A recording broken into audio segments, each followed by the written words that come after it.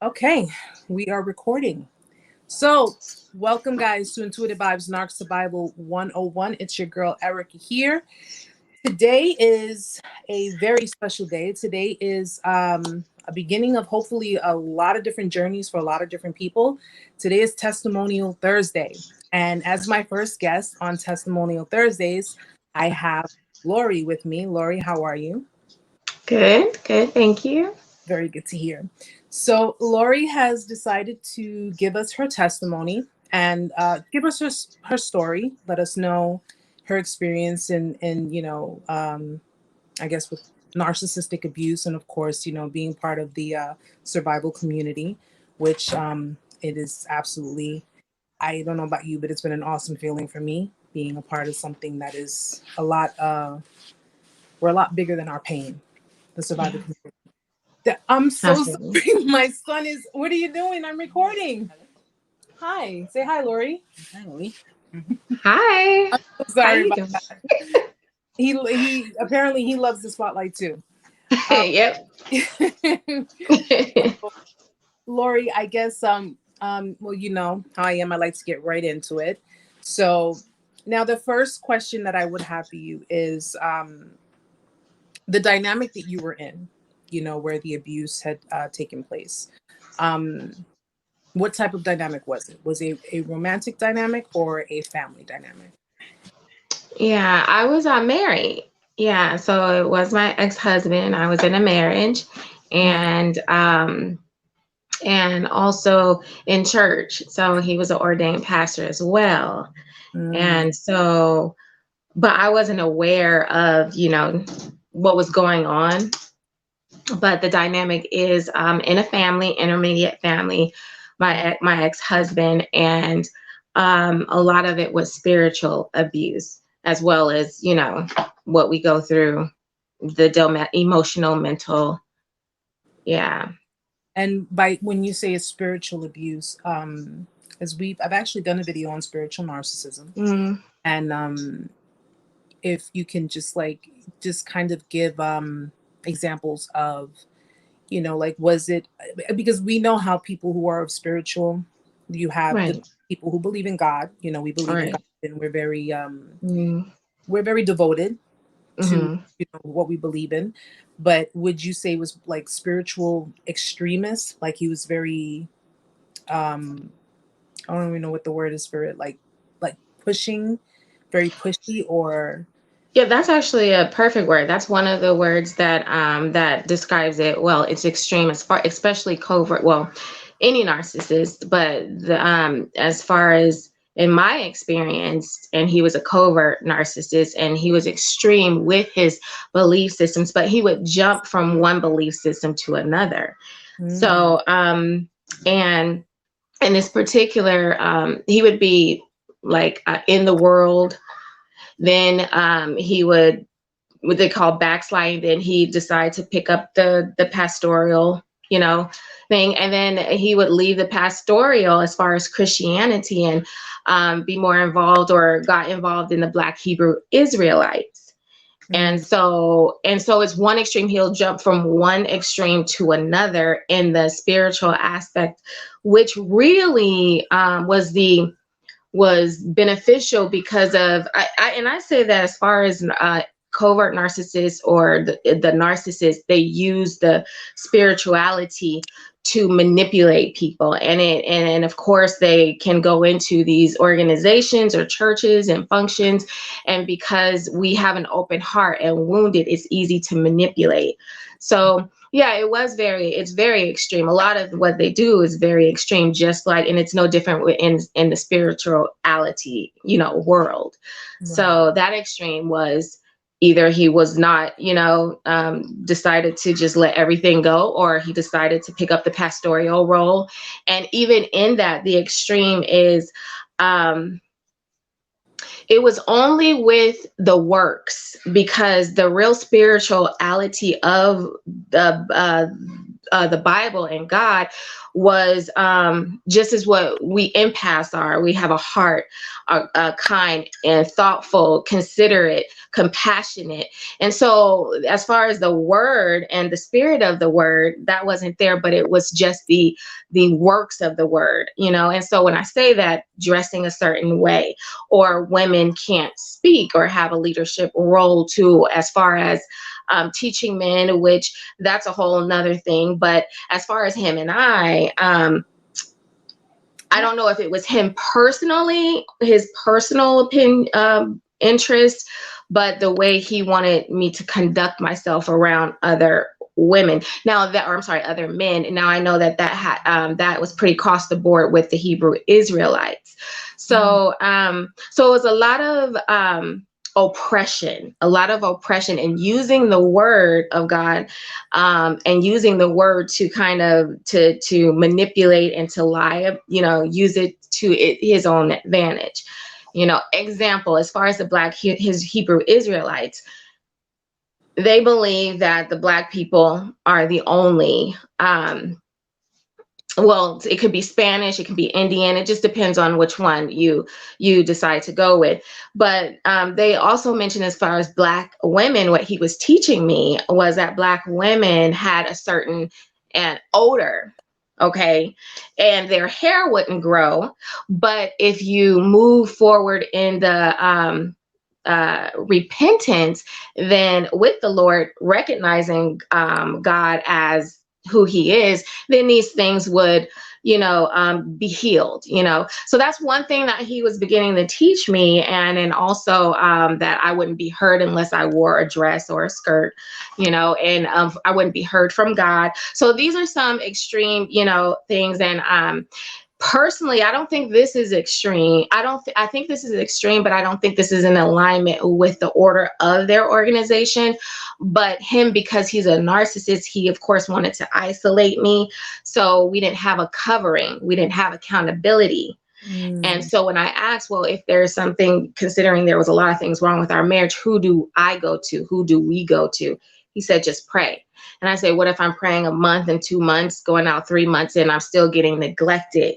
He said, well, just pray and allow the Lord. So there was a lot of isolation there, and the extreme of just being a covert narcissist, and then on compounding the spiritual aspect to it to reinforce and make you feel guilty. Now, I had a problem with it, but yeah, so it's like that's that. Yeah. Kind of like he was using God as, Absolutely.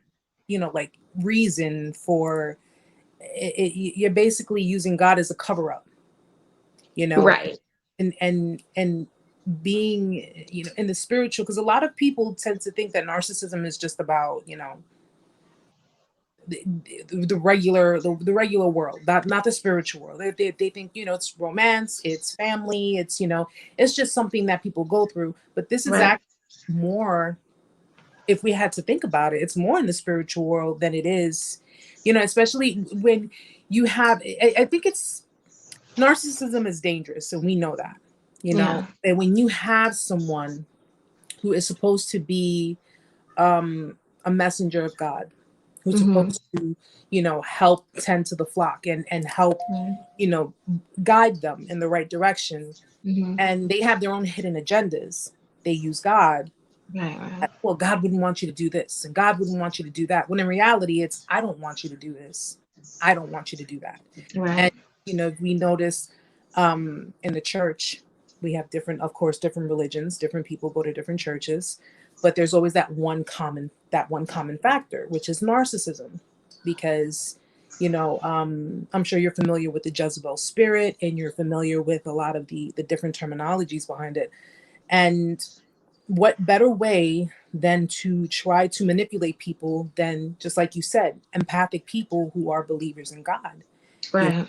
And you do have people that I don't want to use the word naive, but you do have people that will, you know, they're so embedded into their belief that you see what's going on, like in the other side of the world, how we have you know, like the Muslims and Mm-hmm. the different things that they're doing. And when we had, the suicide bombers and things like that, and they were like brainwashing them to believe that, Right. well, this is what God wants you to do. This is God's work. When in reality, it's not, but it's, they brainwashed them so much to the point that they're literally believing I'm doing God's work, and Mhm. amazingly enough, I've told people, I haven't gone to church for years. I haven't gone to church for years. I'm not going to deny that. But I pray when I can, and I'm a very firm believer. But people tend to think that, that demons don't have access to a church. They don't have access to, and those are actually the ones that the devil does try to, stray away. Like, those are the ones that he really tries his hardest, because the closer you are trying to get to God, the more he's trying to pull you away. Absolutely.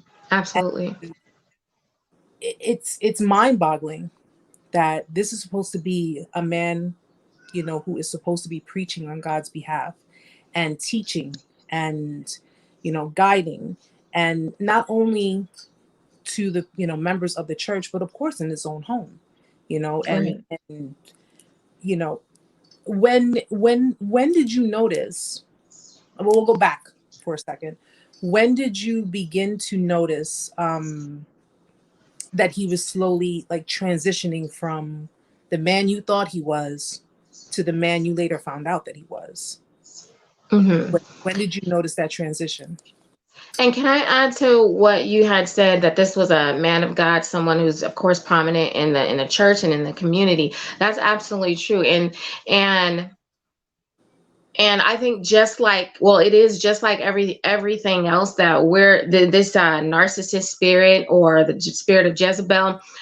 The Bible says that there's nothing new under the sun. And I think that the spirit has wiggled its way in not only the church, but in the world, in the workplace. And we're just like, oh my gosh, what is going on? And it's all at once. So I do believe that the deliverance ministry, in the church, can definitely discern this, and probably be the best to at it, to handle it.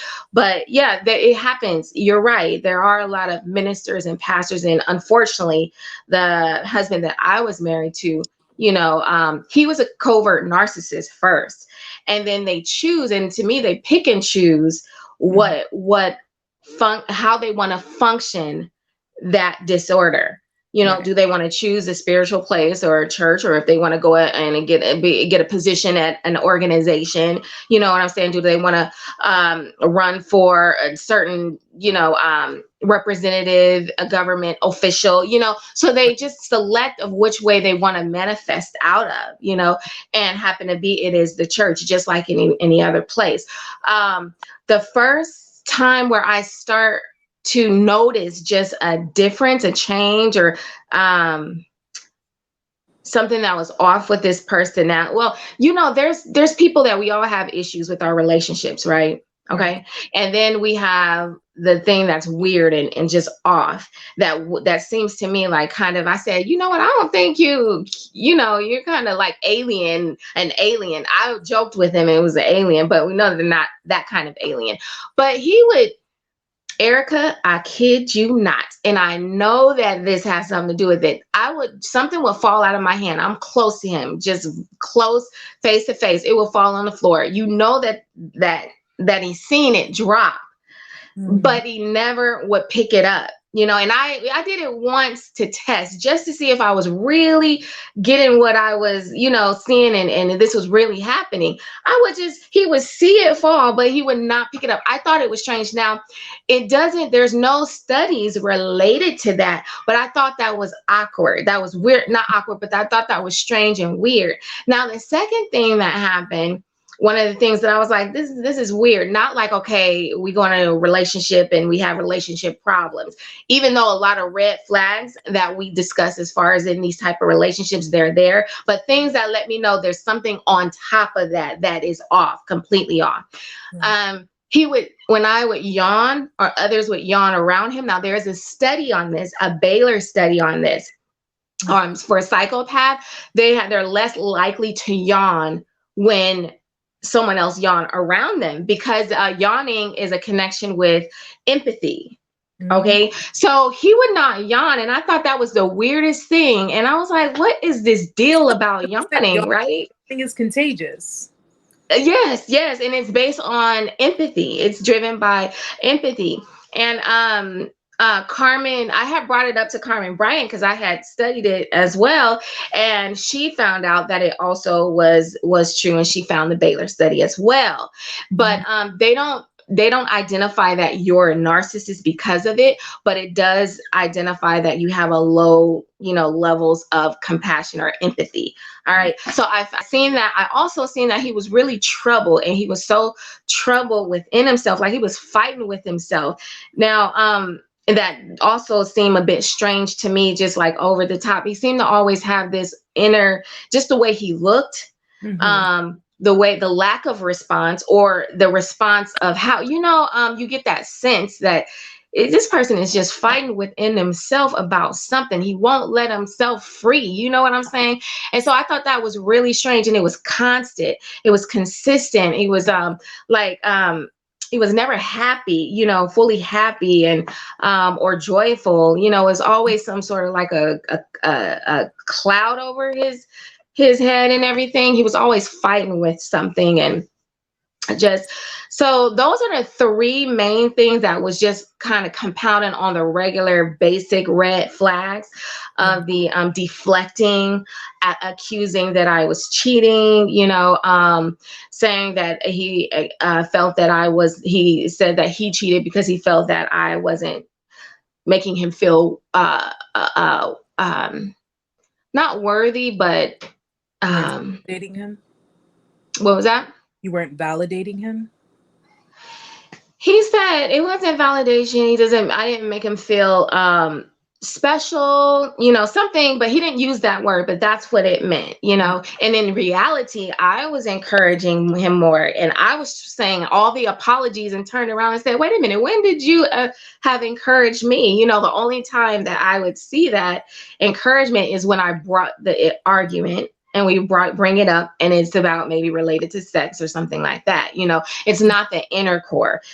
I also noticed he never rarely asked about me. You know what I'm saying? About my thoughts, my feelings, or us together, to making more in-depth plans and your ideas and stuff that kind of meshes people together. It was pretty superficial. It was a lot superficial. So those were some major things. And how long were you two together? 8 years. Wow. 8 years. 8 years. And I didn't find out until the 7th year. So we went to reconcile the marriage, and I was in California, and he was in New Mexico, and I ended up going to New Mexico, which was the very last year. And that's when I found out. Well, a friend of mine at work said, you know what, have you considered Narcissist, that he, might be. And that feed was coming in on my YouTube a lot, but I was like, why is this Narcissist, before she had ever mentioned it? I was like, why is Narcissist? Because I would think obnoxious, but he wasn't obnoxious at all. He was very quiet and withdrawn, and he would do most of his abuse, a lot of his abuse, with being withdrawn and neglectful.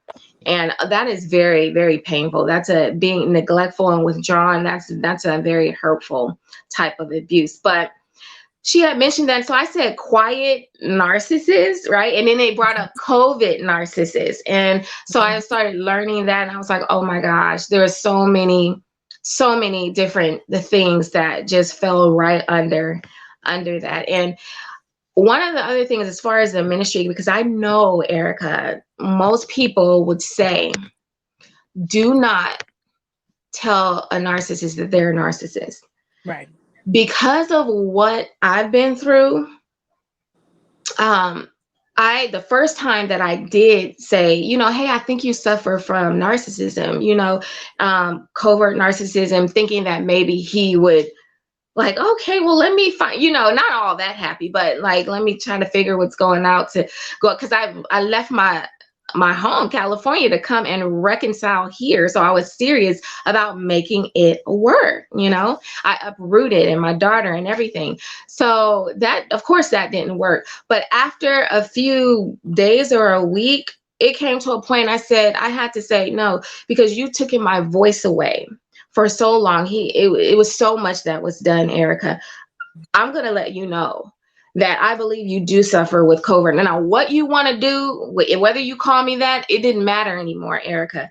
I'm going to let you know, because there's accountability, because the things that you're doing with these people in the church, and we get a bad rap over all of this, it has to come to the forefront. And for me, in my situation, I think that I was very in positioned by God to be able to bring that forth. And I do believe, to some degree, when you have these spouses, a lot of people will say, well, husband and wife are toxic. No, well, I'm sorry, the marriage is toxic. It's not the marriage. The marriage is to purify us, but it's the individuals that are toxic.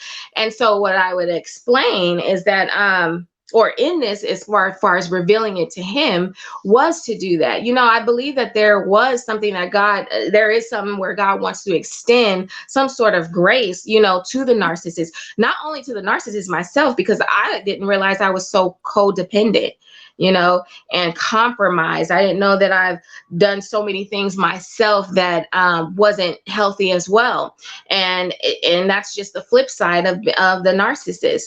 So I think that I got the same opportunity that a narcissist got, just who I am and then who that narcissist is. And so for me as a wife, yes, I'm going to say something. If this is my husband and if I love him just like my daughter or my twin sister, hey sis, I think you're suffering from alcoholism. Can we do? They may reject you, but at least you know that you've done all that you could have wisely. You know what I'm saying? You don't want somebody who's beating on you just to say certain things. But Erica, there's been so many times, and I know even in my relationship with the narcissist, we've been going at it, saying names, even at times. You know what I'm saying? They don't even know what a narcissist is. They're gonna have to take a break to figure out what is a narcissist, as opposed to me saying, getting a ghetto and calling them out their name, or them calling me. That poses more of a threat. But and I know that people say, well, it doesn't matter. It didn't matter to me. It got to the point, no, it doesn't matter. But you're going to be held accountable, because all these years that you were concealed, lying about everything, even about your first ex-wife. So I even said I do believe that he did some things like that with her. Just to out of not vindication, but vindication, to vindicate that situation, because I know that was a lie to me throughout the relationship, and how he tried to turn me or my mind to think a certain way about the ex-wife, when that truly wasn't that wasn't true, and I caught him in many lies. So that had to be brought to the forefront. Again, I say it's being wise, what you say, how you say it. But I do think there are some situations where revealing it or sharing it or opening it up gives a healing, a set of a position of closure to say, hey, I know. And yes, I want you to know that I know, because you have been trying to conceal. That's the whole thing with the covert narcissist. They're trying to conceal this all the time, So, and that's where I'm at on that one. Yeah. On that, sis. Narcissists are they're known to have that mentality of being godlike, so where it's like they're like untouchable, they're unreachable, and I mean they already put themselves on the pedestal, and they've already, it's amazing how they manage to manipulate people to believe that I'm all the way up here and you're down here. And to have someone in a position under God, because I mean, listen, God comes before us. He's the Alpha, He's the Omega, so He's the one who says what, and so forth and so on. When you have someone in that position who already feels in their mind that they're godlike, and they are put in a position to to work under God. I mean, in some ways, I guess the things that they do, they feel like they're they are exalted before, like they're bigger than God. And it's crazy how and I love the way you described it, because it's just like you said, they conceal everything. It's like you have to know. You have to know, because if you go through all of this trouble, you do all of these, Yeah, yeah. you are creating all of this pain, you're causing all of this havoc. Right. And people, I'm sure, like I'm sure you went to him and said, I'm sure I'm not the first one who came to you and described your behaviors to you. There had to have been other people. And instead of, what you had mentioned about when they said don't tell a narcissist they're a narcissist, a lot of the time they tell people not to do that because you don't know how they're going to react. You don't know how they're going to take it. They're very sensitive to criticism. They're very sensitive to, the slightest thing. So, and depending, of course, on the spectrum, the scale of their narcissism, a lot of professionals say, be very careful. If you are going to, obviously, I mean, everybody is different, so they're going to do it however way they see fit. You clearly were like, you know what? Even at the risk of me having to walk away from all of this, I'm going to tell you who you are. I'm going to tell you who you are, and I'm going to hold a mirror to you. Yes. And show you that, because they have ways of making you feel like you're the narcissist. They have ways. You mentioned something too. You said a key word, codependency. And the one thing I love about what you mentioned about it is that you didn't deny it. You took accountability for your own actions in the dynamic. You knew that, there were certain things that you were doing that wasn't beneficial. But I'm not going to say it wasn't beneficial for him. It wasn't beneficial for you. Because clearly people who are of codependent nature, I'm a former codependent, it's just like they were our lifeline. And he got that impression that he's your lifeline. He took advantage of it. He took you for granted. And whenever you decided to speak with him about it, it became a big thing. It became something it's more your problem, not his. Well, I'm sorry you feel that way. I don't know if you've ever heard that. Well, I'm sorry you feel that I can't do X, Y, and Z. And it's not so much that I feel it. This is exactly what you're doing. You're doing X, Y, and Z. It's not just because I feel this way. Your actions are clearly making me feel this way. That accountability part, we all know they're not going to take it. Right. They're not going to take it. And being as he's in the position that he is in, where you said he's covert. So he's known by the community and he has a certain reputation with that community. So he clearly has the people who see him in a different light. You obviously know who he is and what he's about. Right. And at the end of the day, a lot of people, it's that blind sheep. It's, which we can't blame them really, because, they're going based off of what he's posing to them. And they're thinking that, well, you are a man of God, you're leading us. So clearly you must be doing the right thing. Clearly, when you all know, everyone knows, when it boils down to the church, how many times have we seen shady pastors? How many times have we seen, just so much, it's just so much sinning going on in the church. I mean, look at the Catholic Church, and these are people that are supposed to be representatives of God. And it clearly goes to show how badly we're fighting a very bad spiritual, to the point where the devil is like, okay, my time is almost up, so I got to get as many people as I can. And it's, so I know exactly what it is that you're feeling when it boils down to it. My situation, I mean, it's not on the same scale in that sense as far as spiritual is concerned, but it is partially. But at the end of the day, the one good thing that you've managed to do is you ever notice how people go through the experience and all of a sudden they're learning? Like, do you think all of those videos you saw on YouTube, before you even looked it up, do you think that was a sign from God? Like, showing you? Before the coworker told me? Right, like or when when the when coworker she told me. when she mentioned it to you, and then all of a sudden you hadn't even bought. You just went on YouTube, and all of a sudden all these videos started showing up, Mhm. and Yeah, absolutely. You know why? Because Erica, um, when I decided to restore the marriage, um, I asked God. I said, Lord, please. I was ready to go. I was done. I was ready to go. He had another relationship, and it was public on Facebook, and so that was the first time I seen him publicly announce something, and he's fully married. So I had prayed to the Lord. I said, God, I want to let this go. It's my second marriage, and because my first marriage, and this is where you go into these relationships wounded, and it's easy for us to be just kind of drawn to broken. If we're broken, we're dealing with broken other people who are broken.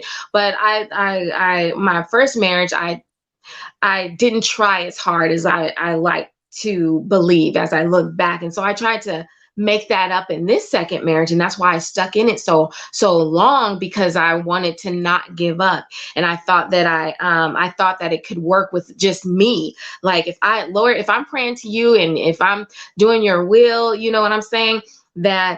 Um, that you can do a miracle. But when I had asked him, I had said, God, I want my mind.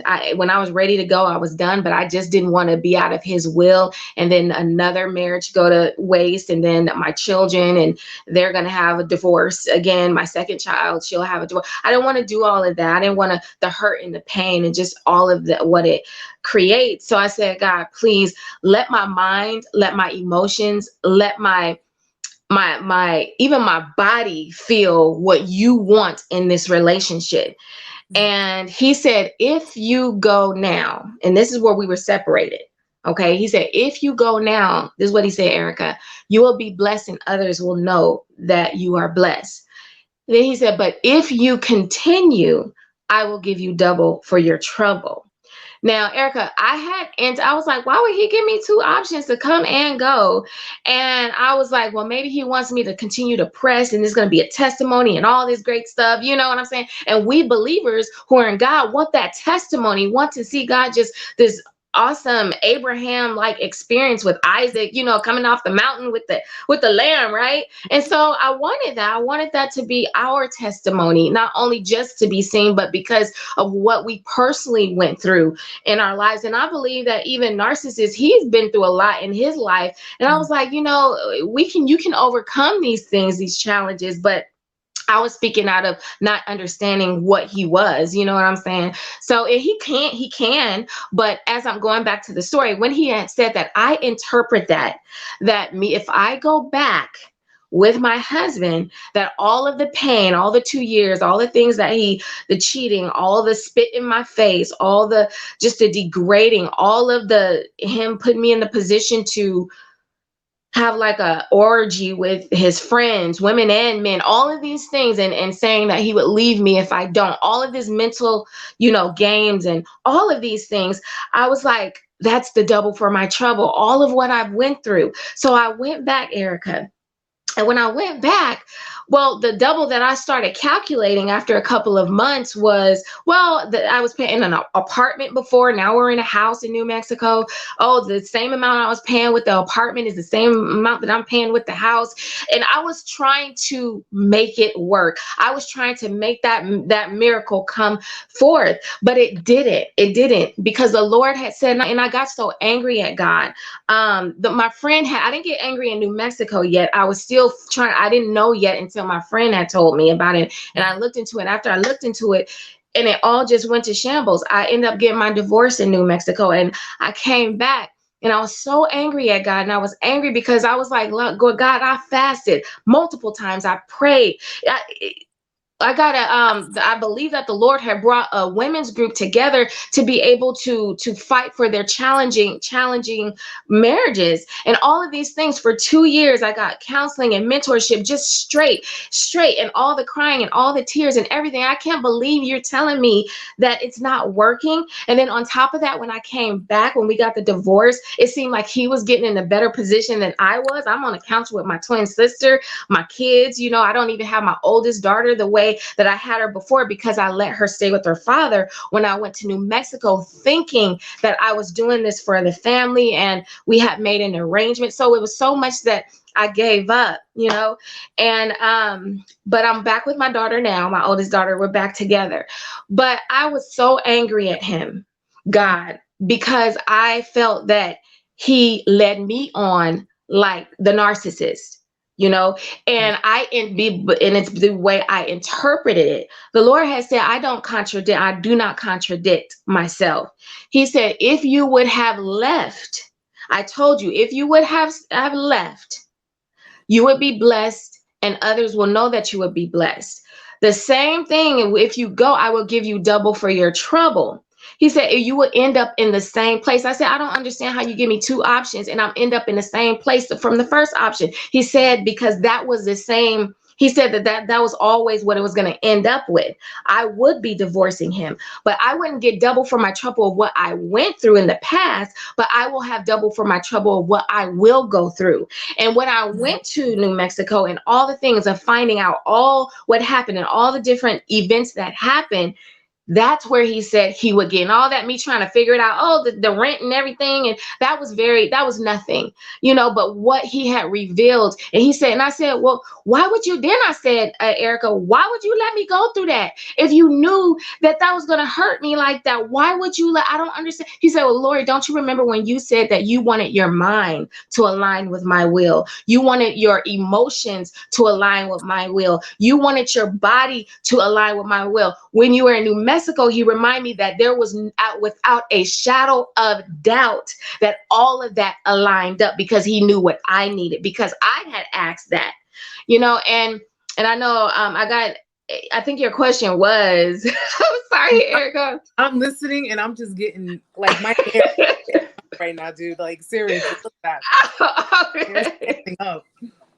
Yeah, Erica. So he said, you asked all of this, you know, but now, you know what he said, when I came back to California, I was still angry. That's when I got more angry, because I seen him coming up. I felt he was getting a better job, you know, and everything. And I'm like, still here, the same job on the couch, having to start all the way over. And he still doesn't believe that I was faithful to him when he was unfaithful to me. So it was all, I was like, God, I don't understand the purpose of me, you know, all of this. I don't understand the purpose of you and I, my faith with the Lord and believing what he said, who he said he was and what he would do.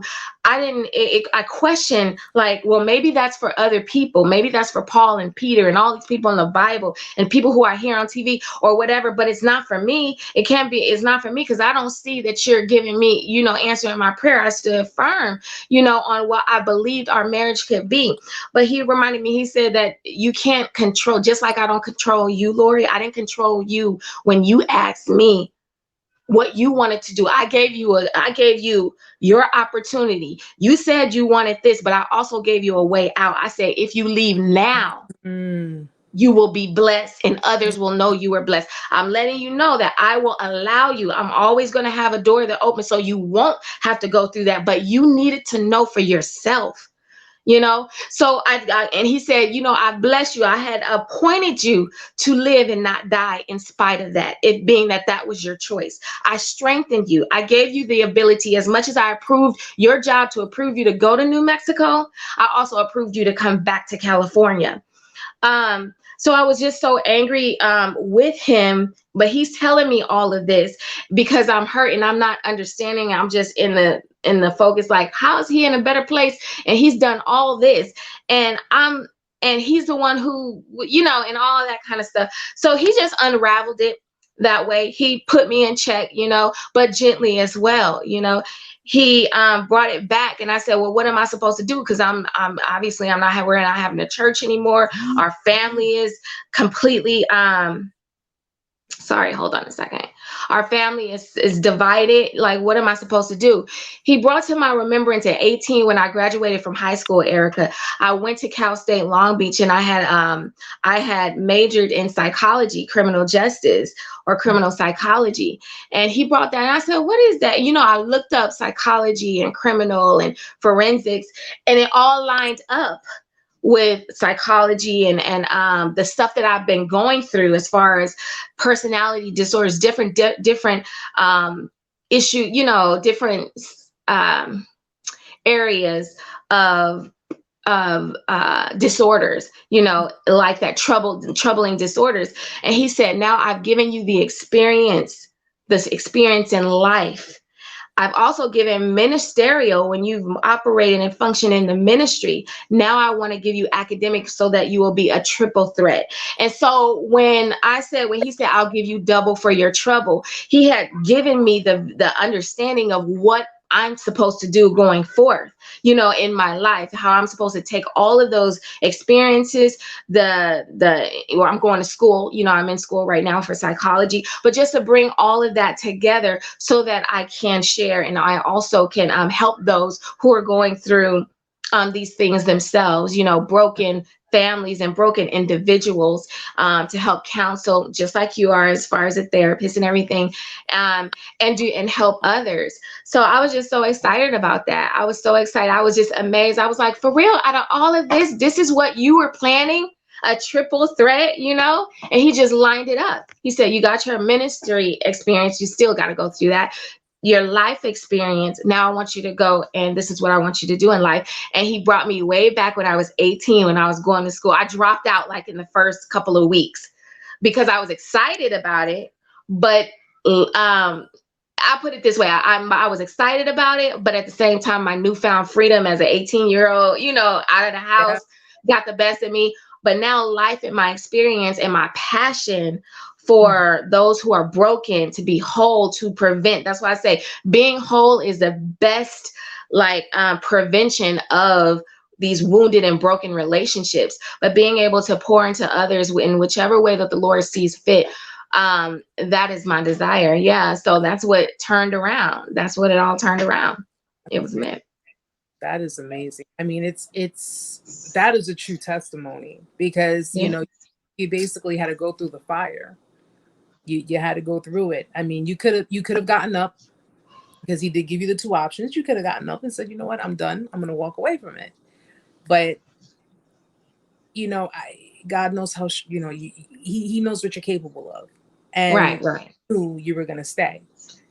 He knew you were going to stay. And since he knew, it's amazing how he would give you those options, because it's kind of like he already knew what your decision right. was. So he says, that's why I can't deny that I heard him. And see, Erica, even in the relationship, it would always be question if I heard God. Right. That was always a question if I clearly heard the Lord, you know, and when he spoke to me. So that was another personal challenge that I had with the Lord.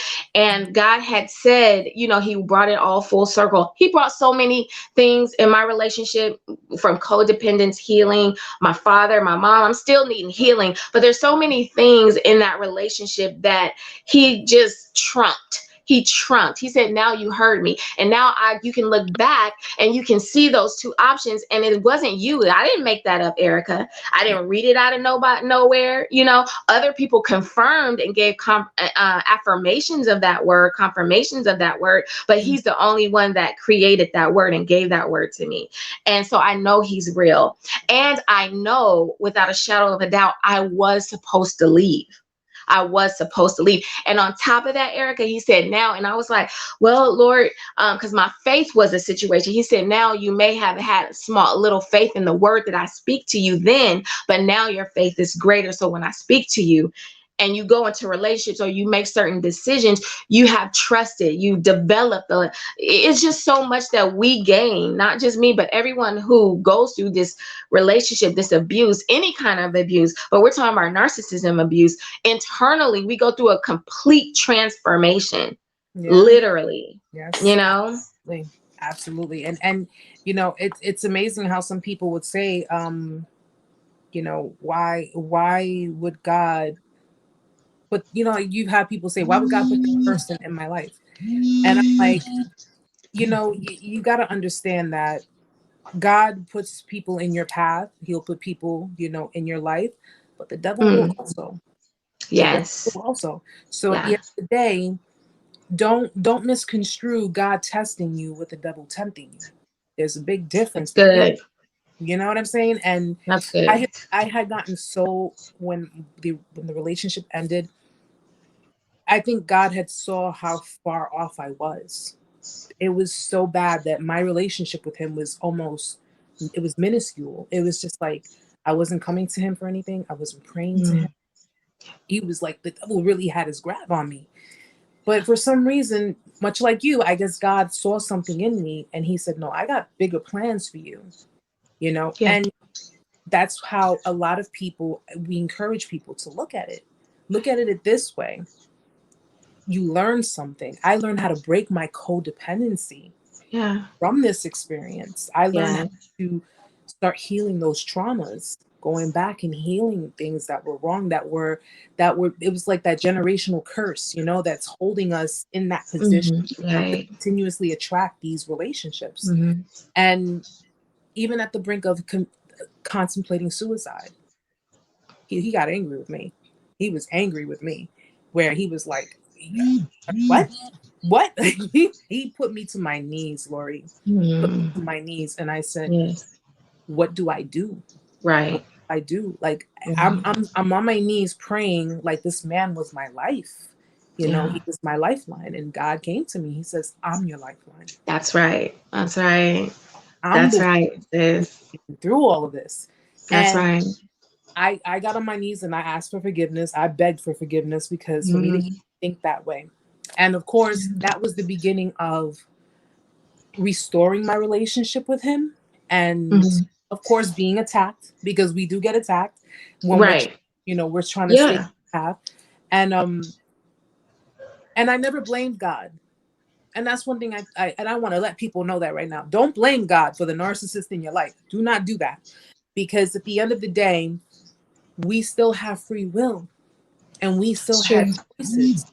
And, as much as those red flags were God's way of trying to show us, listen, I'm not, he's a father, he's a parent. He's not Mm-hmm. interfering where he's controlling us, but he's like showing us, listen, Yeah. look at that. Look at what's in front of you, or look at what's going on, or he's, little things here and there. Right. And that's that whole level of discernment.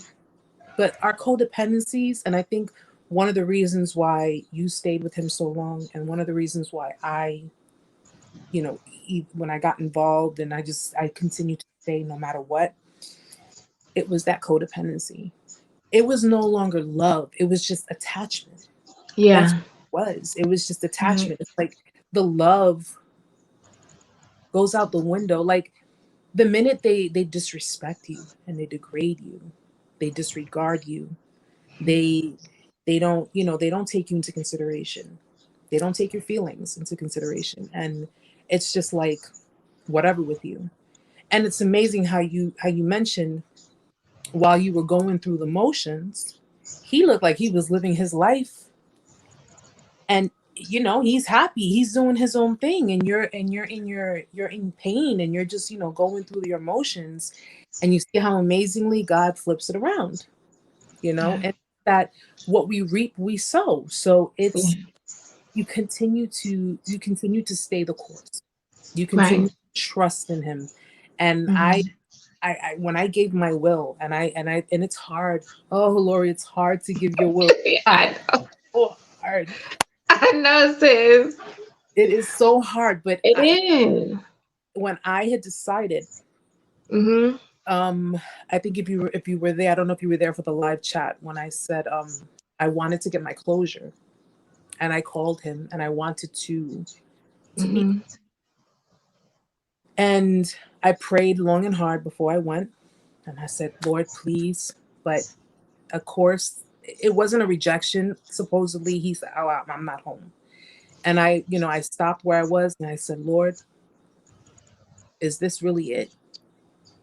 Is this how things are going to end between us? Is this how it's just going to be left? And he confirmed it for me. I deleted his number. I deleted everything that I ever, my phone, everything.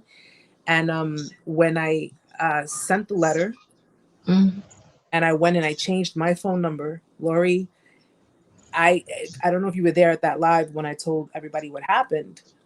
When I changed my phone number that there was no way to contact me, I got the eerie phone call from a voice. It was like a woman's voice, but it sounded like she was being tortured. Oh. And I started seeing spirits in my house. I started seeing things that I thought I was hallucinating. And I'm like, Lord, I've never in my life seen anything like that. Never in my life ever, Lori. And I was like, I don't know what's going on here. But that's when I've learned that, you know something? I'm working on my hedge of protection, and the devil. Yeah. Oh, I'm sorry about that. My phone is supposed to be on do not disturb. Oh, okay. It's okay. But you know, it's I'm sorry, it keeps calling. And but you know, when you're working on trying to restore and restore your faith, restore your connection with God, the devil's gonna try. He's gonna try. Yeah. He really is. And you know, I just when the devil thinks he's one step ahead, God's at him like, bro, really? Yeah. God, like you can't outdo me, you know? But unfortunately, when it boils down to it, you know, as much as God loves us all, you know, it's there are going to be some lost souls in the process. There really are, because you know, some people choose to do the things they do. People who suffer narcissistic personality disorder, these are people who have gone through abuse, you know, who've been abused themselves, who have, you know, just identified with their abusers. And you know, I think the reason why it's so ongoing with them, because they've managed to get away with so much. They've managed to get away with so much, and they've managed to, you know, the victims don't talk. They don't talk. Some of them are so, you know, they're ashamed. Some of them are scared. Some of them just want to like just forget about it. And I get it. I was at that point. I was like, I just want to forget about it. But there was a part of me that was like, I have to talk about it. How many other people? And then when I learned the studies, at the time, 160 million people are victims of narcissistic abuse. And since we had COVID, can you imagine how many more now?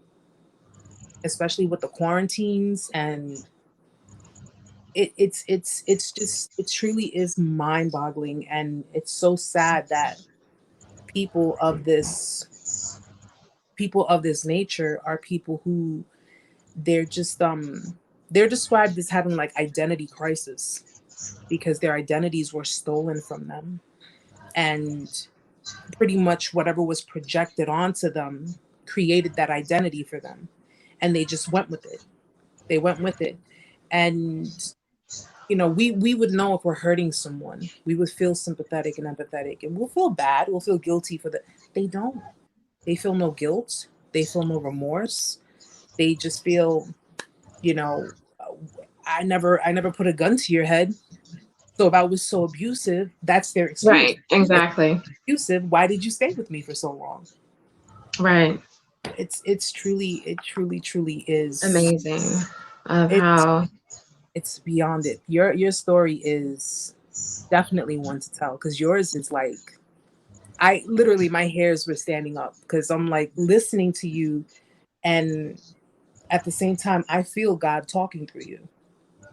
And that's an amazing feeling, because anybody to get, whenever I get my hairs, like when I get the shiver, is when I'm listening to, because at night when I go to bed, I listen to the word. I put it on rerun so it can help me sleep at night. But anytime I'm listening to the word of God, or if I'm listening to someone who speaks on, you know, speaks about God, it just, it gives me that, like, I feel the Holy Spirit. That's an amazing, it truly is an amazing feeling. And your story is helping, especially when I post it up, it's helping people who are going through the same thing. And it lets them know. And matter of fact, that's what I wanted to To that would pretty much, I didn't even have to ask any of the questions. You answered all of them. I did. Smoothly. You really did. You answered all of them, and you basically, and you explained what it taught you, and I guess it just really would boil down to what advice would you give people that are going through Just it? like you said, as far as a voice, this, because it is a spiritual thing, whether you believe in it, there is a spiritual world, um, and whether we believe it or not, it's there, and it tries to stifle your voice, your life, whether it takes you out physically or take you out your mind, take your body out, so many effects that happens from this type of abuse to us. But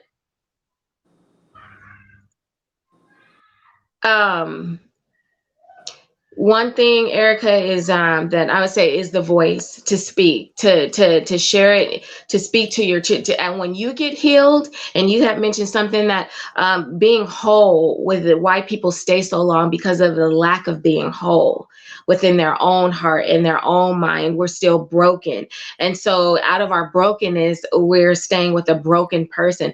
But once we get to a point, where whether we're whole, and again, it's spiritual regardless of what it is. If you get whole, like you had said, hey, you're done. I don't know what level of spirituality you were at that point, but you, even within your own self, it's like, I'm done. I've reached my cap on this. You know what I'm saying? But the more broken we are, the more we allow to accept. But once you get to that point where you say enough is enough, teach your children, in an appropriate way. Let the boundaries. And one thing, Erica, that I learned to do is create boundaries with my children. And I didn't realize that I didn't even know that what boundaries were until this whole thing that in these past 9 years I didn't know that I didn't have boundaries, and I didn't know that I was not establishing boundaries with my own children. And because of me not establishing, or their father not establishing boundaries, that's why they'll go out and not expect to have any respect or boundaries in their relationship. And the Spirit of God showed me that too, Erica. He, in the same narcissist relationship, we're fighting and arguing. My kids would go to the the closet and sing or hide. They were already learning how to function in their dysfunction. And I didn't know that, Erica. And I didn't know that. I would come and I say, I'm sorry, baby. I'm sorry, baby. I'm so sorry. And what the Spirit of God was showing me, he said, every time that because they don't know how to say, Mommy, you're crossing a boundary. If you can respect me here, if you can, they're 4, 5, 3, they don't know how to articulate that type of thing. So I'm already now molding them to be codependent. I'm already molding them how to accept how other people treat them, to be disrespectful. And how I knew that, I started getting upset with one of my daughters at school, because she would go and these kids would bully her or make fun of her, and she would come home and say, Mommy, this, that, and the other. And then I hear she playing with them the next day, and then the next day, and the next day. I'm like, I thought she pulled your hair, said this and that and the other. But I had sat down one day and I was like, why is my daughter continuously going back to these people and these kids? And I would remember, Erica, how I would continue to go back to my daughter, and I would say, I'm so sorry, but I would do the same thing, and I would argue. I wouldn't set a boundary and say, enough is enough. I'm not going to argue in front of my kids. Children, I didn't set up another alternative to do in a healthy way. I would go back and I say, I'm sorry, and they'll come out and they'll play and everything. And when I argue again, I didn't set that boundary. I missed that opportunity with setting that boundary. So they don't know that. All they know is that someone who you can love can disrespect you, cannot honor your request. When I say, Mommy, hey, I get scared and I'm singing, I'm telling you that, hey, So I don't feel uncomfortable. So the Spirit of God has shown me that, and he showed me about boundaries and how I was not implementing them with my children, you know. So when I felt so bad, Erica, but that's one of the things to learn and to really give thought to how to learn to your learn and pass that on to your children, because from at some point, if they were around you and the narcissist, they've gotten something, you know what I'm saying? So, you know, speaking to them, just encouraging them, sharing with them accordingly, you know what I'm saying? Some may need, you know, our kids who suffered from narcissistic abusive parents, they may need to know a little bit more than the next children, you know what I'm saying? But in decency and order. But I say that don't speak. And speaking also, not speak, or being able to speak is just speaking to your children, be communicating to your children, identifying where you're breaking that, like you said, generational curse, where now you're teaching and exemplifying something different in your children. Or you can get a platform like you have one. I also have a channel where I share also on YouTube, or going to be your profession, you know what I'm saying? But speak, share, open it up, because this narcissist do want it concealed. That's how they're able to go from state to state, to city, to do what they do and be concealed and no one know. But becoming whole, and let that filter down through your children, you know, your family or what have you. But yeah, that's what I do have. And to believe, and even in the church, and this is my last thing, unless you have any other questions, the church is there. Yes, we've been infiltrated with this spirit, but there are people like myself, R.C. Blake's, Carmen, Brian, all other people, who yourself, who are those who stand up in the church, who are identifying that, hey, this spirit is here. It is a foreign spirit. It does not belong. And there is someone doing something about it.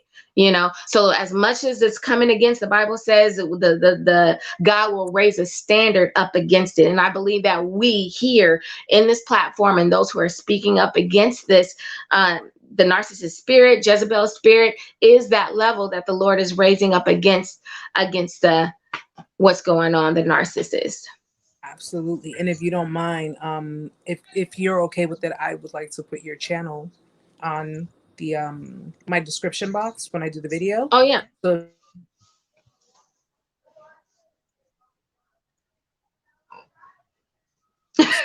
I'm so sorry. You hit them all right now, huh? It just wait a minute. Okay, there we go. It's like it's I think that's like a sign. But I would like to put your link on my description box so people can check you out too, because you know it's about just spreading the word. It really Yeah. is. And your testimony has literally, like, it has just really filled me up. It has filled me up, and it's giving me so much, like, I feel so much positivity with you, and it's so warming. It really is warming, and the fact that you speak on it, and it's impactful, it's powerful. You know, it's God is very, listen, anybody who's ever had doubt, trust me, he will give you a reason not to. He will give you a reason, Yes. you know, but he gives his toughest battles to his strongest soldiers. So he already knows what we're gonna do before we do it. It's just a matter of, do we trust ourselves enough Yes. to do it, you know? And I am, like, so glad that I did this with you. I'm so glad that I can put this out there, and hopefully more people will come forward and want to speak their story and just, you know, let it out. And you know, if they have, you know, channels, I'll be more than glad, because it's about supporting one another. It's about Right. encouraging one another. And you know, it's just, for me,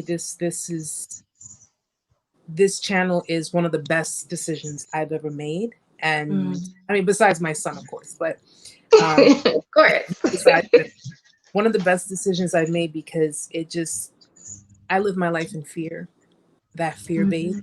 I live my life with so much fear, and God simply reminded me, I didn't give you a spirit of fear. That's You know? right.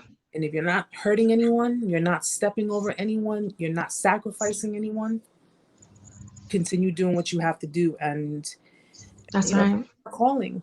It's our calling Yeah. to help people. You know, it's our calling to help get through to people, and really just, you know, and I would love to have you on again. So you know, if in the future you want to, you know, or just make a guest appearance, that would be perfectly fine by me.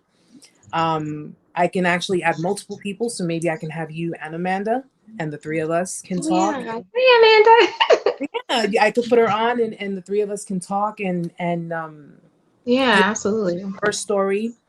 You know, she's Yeah. gone through something, but she's a fighter too. She is a fighter, and make a difference. That's just the Yeah. main. It sounds kind of cliche to say that, but it's But true. it's real. It's true.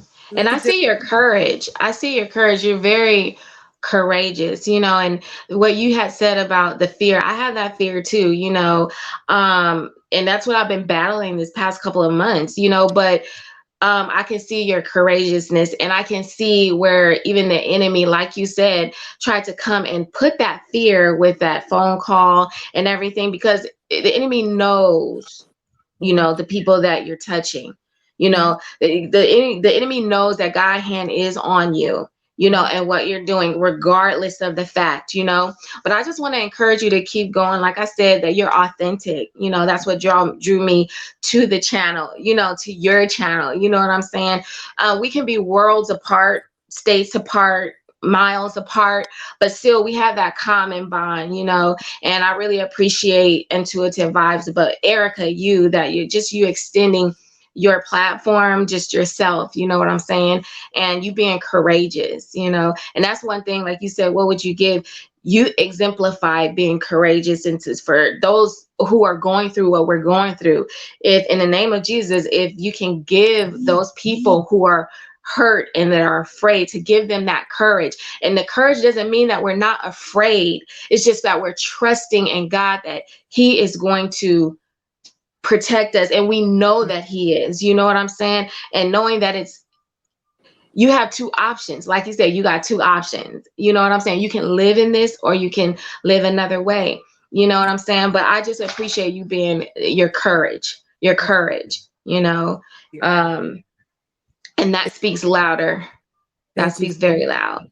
Lori. Thank you so much. You have made this a great experience for me. You really have, and I'm you know me. I'm an emotional person, so um, I've cried quite a few times on camera. So, but it just lets people know that, you know, I feel the pain. I feel you guys, and we've become more than just, you know, we become family. Everyone Right, on right, has become family, and even right. where, you know, you're in, you know, on the other side of the world, and I'm over here in New York, and we got people in Texas and people all. It's, you know what? It's just that connection that makes us family. Yeah, As long as right. we can support one another and That's help right. who need the help, you know, who just need that push. That's That's right. what we're here for. And I so thank you so very much for showing up, for being here and sharing your story. I know for a fact it's going to touch a lot of people, and it's going to touch a lot It's of people right. in such a great way that, you know, you're the stepping stone. You have created that path, you know, so now other people can come and say, you know what, I want to. And even, you know, if you don't mind, if they want to, you know, maybe tell their story and include you in on it, you know, I'm all for Absolutely. intermingling, interacting, Absolutely. and I definitely want to stay in touch with you, because I also feel that with your knowledge, not only in psychology, but with God, you were put on my path for a reason. You were Yeah. put for a reason. And even though, like, you know, this is, I know this is your way of saying I need to pray more too. So I definitely need to do that. I am definitely going to do that. I'm not going to lie. Oh, It's been a tough road, but I have to, I'm never too busy for God, and I got to start you know, getting back into it myself. So I'm admitting it on camera. Yes, because I will never deny, you know, the Son, the Father. I will never deny them, because I'm a firm believer in God. And, you know, sometimes we kind of stray, but there's always someone to bring us back. And I'm yeah. so appreciative of that. I'm appreciative of you being here. And I'm going to get emotional again. So before I do, Lori, thank you so much for being here. And Thank you, Erica. Thank you so much for sharing your story. You are such a beautiful soul, and you're a beautiful woman too. So I know Okay. them guys in Cali, they better, you they better do right. Because if not, I just might have to bring you to New York and help you find a really, really good man. But All right, Eric. but thank Oh, you're so precious, Erica. I just it's and I'll share one more thing before we go. I have not had many female friends growing up, and I Hmm. think because I don't know, I mean, this is kind of the reason why I didn't trust a lot of females, because Hmm. that female narcissism Hmm. is not only covert, but it's one of the it's just so embedded. Like female narcissism is more common than we think, and a lot of people tend to think that, because men are put out there on the spotlight when it boils down to narcissism, Yeah. females, they go by statistics. Men are more narcissistic than females. I honestly think Mhm. it's the other way around. You And think so? I think so. I think it's because women are so much more covert in that Hmm. they can easily run with the narrative of what women are, supposed to be, which we're supposed to be empathetic, maternal, things to that effect. You have a lot of men who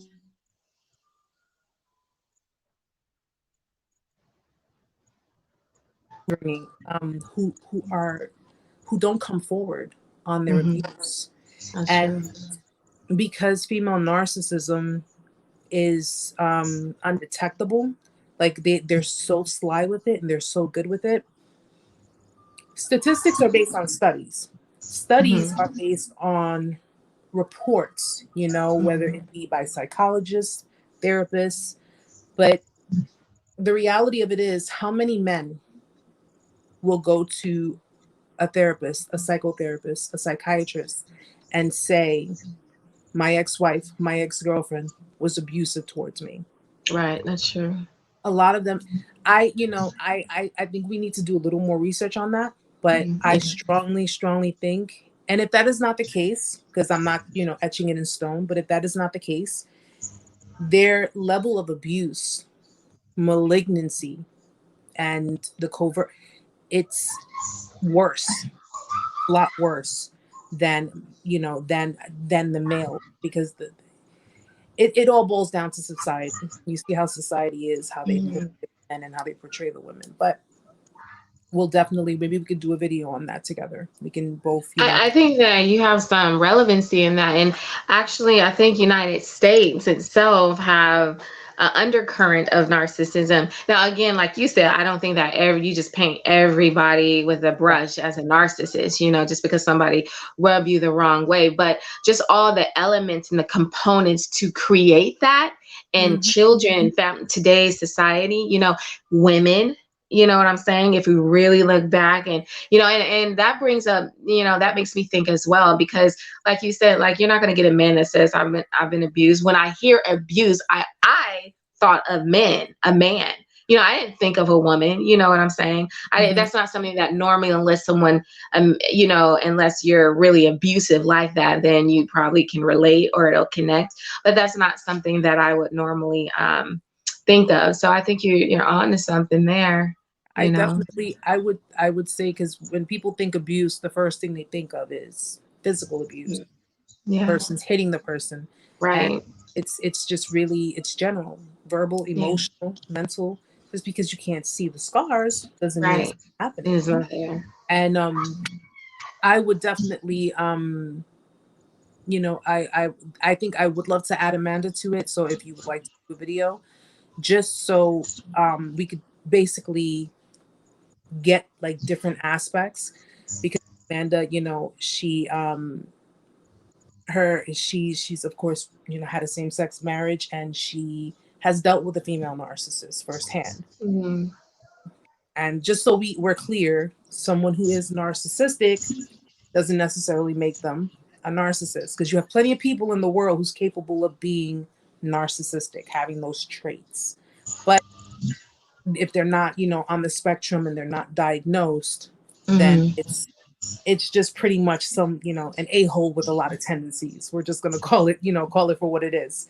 But we'll definitely we will definitely link up again in doing another video. Okay. I think it would be good in talking more, Yeah. because I had a lot of people tell me to talk more about female narcissism. She can give her input, you know, and you can give your input, and I just like to get everybody's input, compile it together, and you know, give the people what they need, the facts. Right. We do everything based on the facts, and we do, you know, of course, with experience. The facts are supported by experience and vice versa. Because at least it lets me know we're not lying, people. we're being honest about this, and we really want to get people to be more discerning. I think that's the purpose. Exactly. Discerning. So it definitely works for me. So Lori, thank you again so much for being here. It was a great night. I don't even think I'm gonna edit this. I think I'm just gonna put it up. Guys, this is Lori. She's given her testimony, my very first testimony for Testimony Thursdays. Testimony Thursdays. Amazing. I'm gonna put the link of her channel in my bio. So if you guys want to go check her out, check her out. I'm sure she's got a lot that you can learn from, and you know, you can definitely and I'm pretty sure that you're probably gonna, you know, your channel will direct people in the right direction as well. And it's all about working together. And it's all about helping each other. And it's, you know, no hidden agenda, guys. We're here to just help, you know, and we're here to really tell a story. Really spread. So you can get through your story. Absolutely. Absolutely. So thank you to a beautiful woman with a beautiful soul for being here tonight with me. I am going to, if you don't mind, I'm going to pin this on my Facebook as well. So that way, and put your link on there as well, so people can also check you out on there. And thanks. Yeah, no problem. And I, again, thank you so much for being here. I really appreciate it. You have my number. I have yours. We'll definitely stay in touch. Keep doing what you're doing, Erica. Keep rolling. Keep doing what you're doing. We're gonna make these waves. We're definitely making these waves, and we're definitely we're getting through it. So that's right. That's right, sis. The Atlantic, you take on the Pacific, and we'll meet. You know, all right. We'll meet halfway. So, that's right. Lord, thank you. All right. Here, have a great night. Bye. Okay. Have a good night, guys. Have a great night. I'll see you guys on Tuesday, 8 p.m. Eastern Standard Time. Good night, Lori. Bye-bye. Bye.